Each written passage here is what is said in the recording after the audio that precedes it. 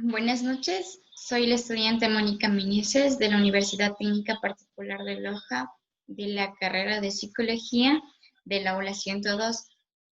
En esta presentación vamos a hablar de la visión de conjunto de la psicoética. Utilizando una metáfora arquitectónica, a la psicoética se la considera como el edificio de la psicoética, la misma que estaría conformada por un valor ético, 3 principios fundamentales y 3 normas éticas. Principios fundamentales. ¿A qué nos referimos los principios fundamentales? ¿O cómo son considerados los principios fundamentales?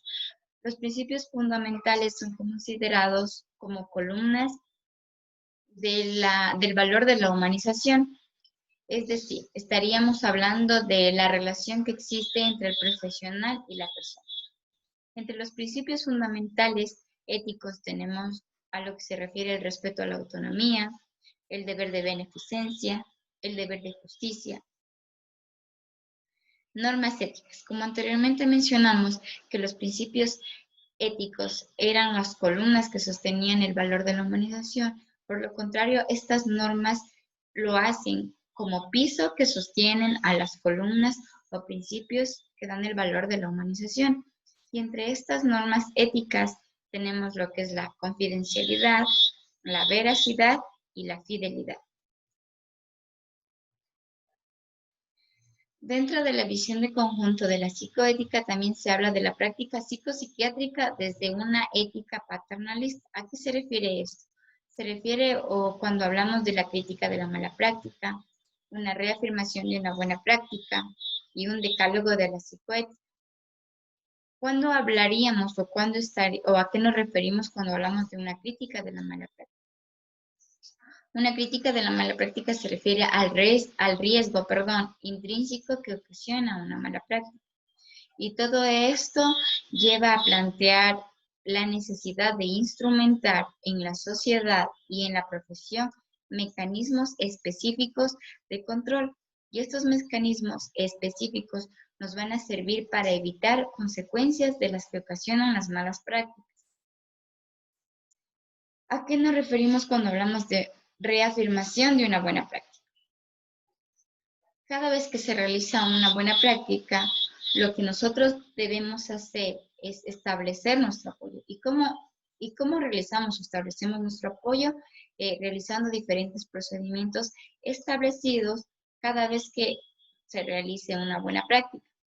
Y entre estos apoyos que deberíamos dar a las buenas prácticas serían ejemplos de las buenas prácticas a las que deberíamos dar apoyo. Tenemos apoyo a la decisión informada o consentimiento válido, apoyo a un entrenamiento adecuado de los psicoterapeutas, apoyo a la colaboración interescolar y a la atención personalizada. Y así tenemos entre otros. ¿Qué es un decálogo de la psicoética?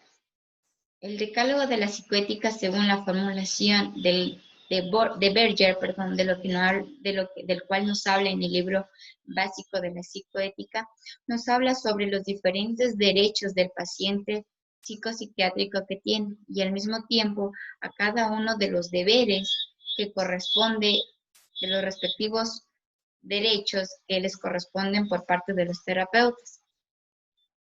Y entre estos ejemplos de los deberes y derechos que tienen los diferentes pacientes, como los terapeutas, nos habla de el paciente tiene derecho a pagar un honorario razonable.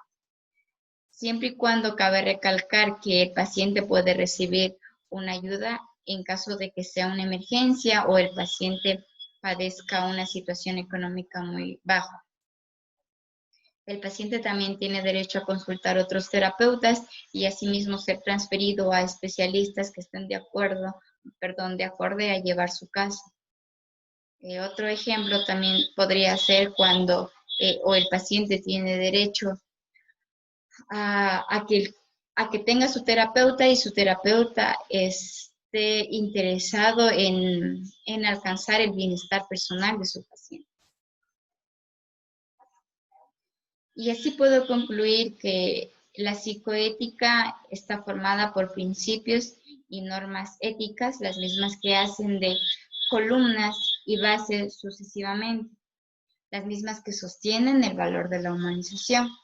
Pero más aún, sin embargo, nada de esto va a servir si el sujeto no es interiormente ético, comprometido con la praxis ética.